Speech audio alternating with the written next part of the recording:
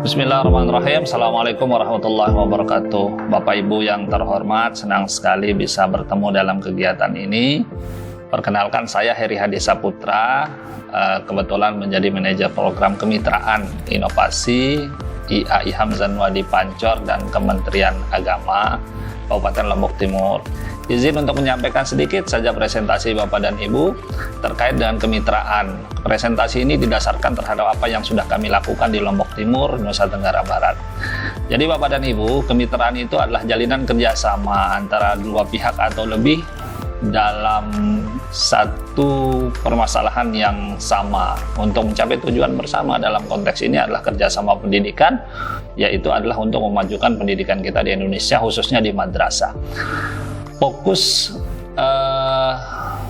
kemitraan kami Bapak dan Ibu itu ada dua. Yang pertama itu adalah untuk meningkatkan kemampuan literasi dasar siswa MI di Kabupaten Lombok Timur. Kemudian yang kedua itu adalah untuk memberikan dukungan implementasi kurikulum merdeka bagi guru-guru kita di Madrasah Ibtidaiyah dan pencegahan perkawinan anak di Kabupaten Lombok Timur.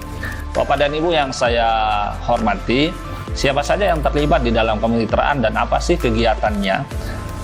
Kemitraan yang sudah kami laksanakan itu melibatkan 4 pihak secara resminya Bapak dan Ibu. Pertama itu adalah Kementerian Agama Kabupaten Lombok Timur, kemudian Inovasi, kemudian Institut Agama Islam Hamzanwadi Pancor, Lombok Timur, Nusa Tenggara Barat, dan 40 madrasah yang ada di Kabupaten Lombok Timur. Kegiatannya itu ada beberapa Bapak dan Ibu. Pertama itu adalah penguatan kapasitas fasilitator daerah. Fasilitator daerah ini biasa kita sebut dengan PASDA, yaitu unsur-unsurnya adalah pengawas, kepala sekolah dan guru terpilih, serta dosen dari perguruan tinggi kami. Kemudian yang kedua itu adalah penguatan kapasitas dosen. Penguatan kapasitas dosen ini dilakukan di kampus agar mereka memiliki kemampuan penelitian dan membuat publikasi yang fokus pada isu-isu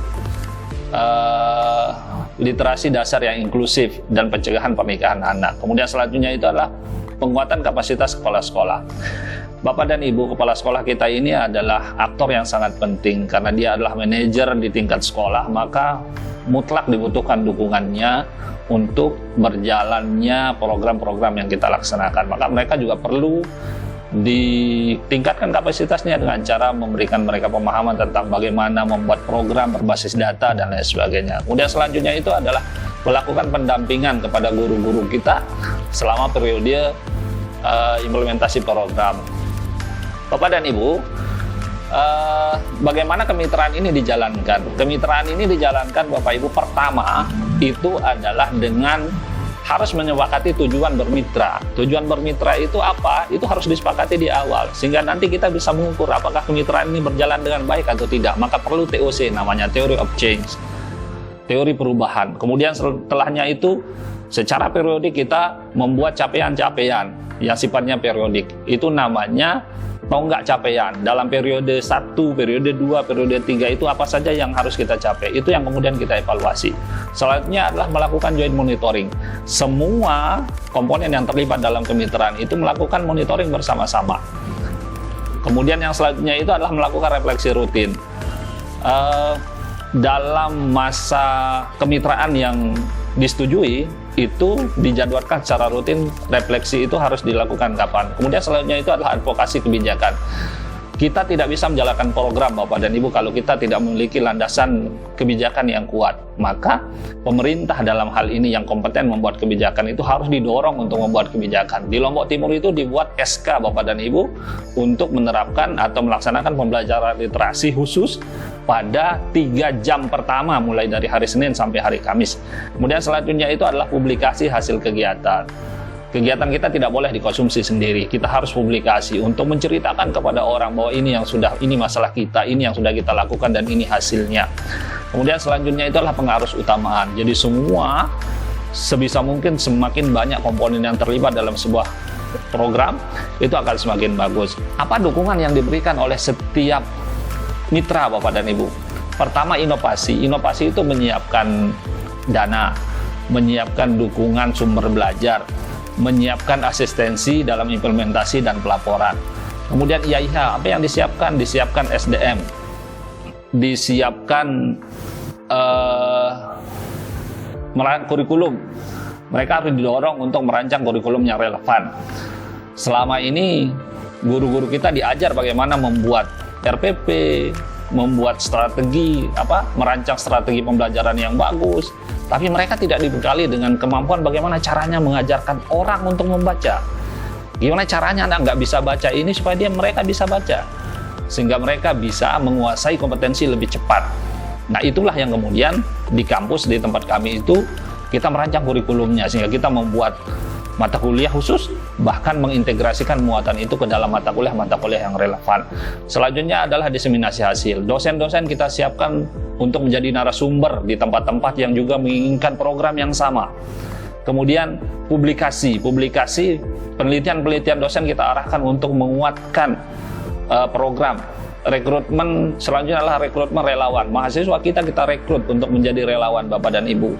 Jadi mereka tidak hanya menjadi relawan, tapi apa yang mereka kerjakan itu sudah dimasukkan ke dalam bagian mata kuliah dan direkognisi di dalam nilai. Nah dengan cara ini mahasiswa yang menjadi relawan itu untung, mereka dapat pengalaman tapi juga mendapat nilai akademik. Kemudian selanjutnya itu adalah Kementerian Agama. Kementerian Agama itu punya peran yang luar biasa besar Bapak dan Ibu, karena mereka punya power, mereka punya rakyatnya. Itu madrasah itu rakyatnya Kementerian Agama. Jadi mereka yang harus turun tangan. Kalau tidak ya tidak bisa. Maka Kementerian Agama itu bisa memberikan setidaknya 3 dukungan. Pertama, menyiapkan SDM, pengawas. Seperti yang kami sampaikan di awal tadi, pengawas yang dipilih itu kemudian dilatih menjadi fasilitator. Khususnya biasanya yang diutamakan itu adalah pengawas wilayah. Kemudian selanjutnya itu adalah membuat regulasi, membuat SK, membuat surat edaran tentang program. Itu sangat kuat pengaruhnya Bapak dan Ibu. Selanjutnya itu adalah dukungan pengimbasan. Jadi hal baik yang sudah dicapai oleh madrasah-madrasah yang menjadi sasaran itu tidak boleh hanya berhenti di situ, karena populasi madrasah kita ini banyak sekali Bapak dan Ibu.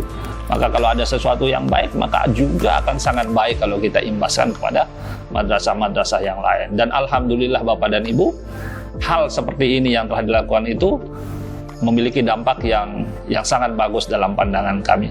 Bapak dan Ibu, itu sedikit dari apa yang bisa saya sampaikan. Terima kasih atas perhatian dan